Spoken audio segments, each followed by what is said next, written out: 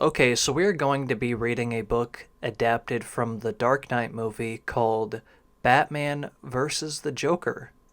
This is another book adapted by NT Raymond, who also worked on Spider-Man 3 books, which I covered on this channel.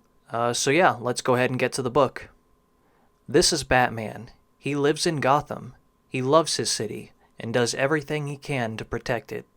He watches over the citizens of Gotham from his hideout, the Bat Bunker. There are plenty of bad guys all over town who want to cause trouble. The Joker is one of them. No one knows where he hides out, but when he makes an appearance, he's hard to miss. Yet, they did a really good job of making the Joker this whole anonymous figure. There's been a lot of theories about who the Joker actually is. Some people say he's like ex-military. Some people believe that he got the clean slate, as mentioned in The Dark Knight Rises. If you don't know what the clean slate is, it basically gets rid of all traces of your identity everywhere, pretty much. In my opinion, I think it's a mix of both. I think he was, ex-military. He could have been ex-military, and that's how he knew all these tactics. I also think he did have the clean slate, and that's how his identity got wiped away. One day, the Joker and his team of lackeys decided to rob Gotham's First National Bank. They took all the bags of money and loaded them into the Joker's getaway vehicle, a big yellow school bus. The clock had just struck 3, and school was letting out. How could the police catch the Joker with so many school buses on the street confusing them?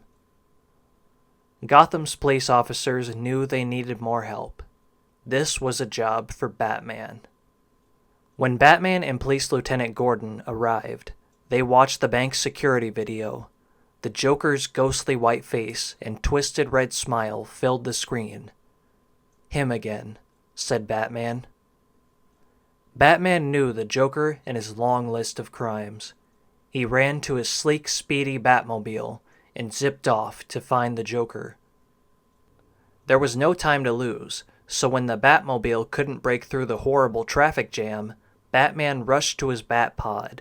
It was small, fast, and perfect for winding through the clogged streets of Gotham. The engine roared as Batman stepped on the gas.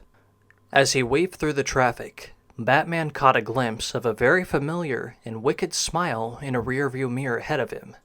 It had to be the Joker. The Batpod gained on the Joker's school bus. "Oh no," cried the villain. He wouldn't be free for long. He needed a plan. So I know they're cutting out a lot of the scenes from the movie, but what the book is doing here is that they're taking the first scene where the Joker robs the bank and they're extending it throughout the book.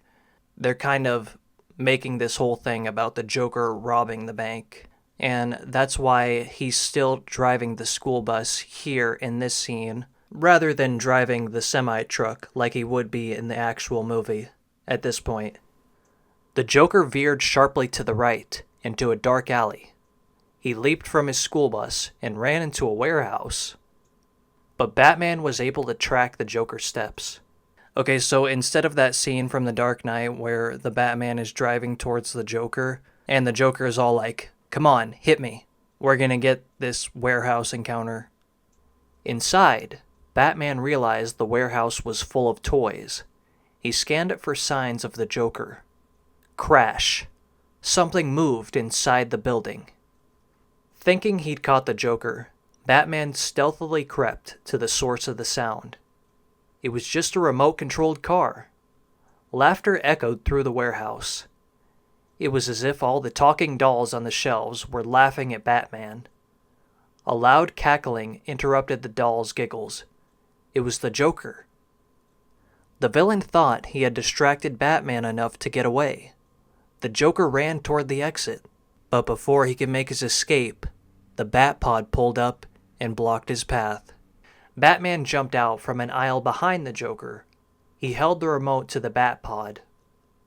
"Two can play this game," he said. The Joker knew he was defeated. "Game over," he sighed. "I guess I'll just turn myself into the police now," he said, as he slyly pulled playing cards from his pocket. In a flash, he tossed the deck toward Batman, as the cards fluttered in the air. the Joker attempted to hurtle past the Bat-Pod to the exit. I like how every single card is a Joker card.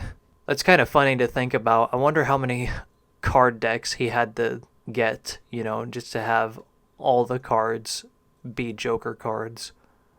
"Not so fast," Batman said, throwing a batarang at the Joker. Bam! The Joker crashed to the floor. As the Joker fell, Batman pounced and tied the bank robber up. I think it's funny how the book is referring to the Joker as a bank robber, considering that this is a book adapted from the Dark Knight movie. I think it's a massive understatement to refer to the Joker as a bank robber, considering all of the things that he did in the actual movie.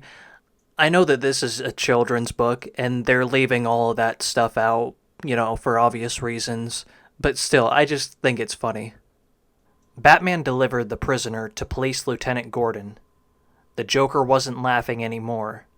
Gotham was safe again. Okay, that was The Dark Knight, Batman versus the Joker.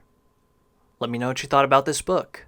I thought it was interesting how they added that little warehouse encounter. That wasn't a part of the movie, but I thought it was interesting, and I thought it would have been interesting if they added it to the movie.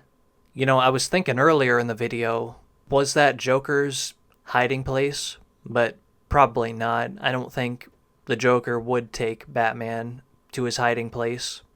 And I think it's interesting that NT Raymond has worked on Spider-Man 3 books, as well as a book adapted from the Dark Knight movie. But yeah, if you enjoyed the video, make sure to subscribe and leave a like. And with that being said, I'll see you next upload.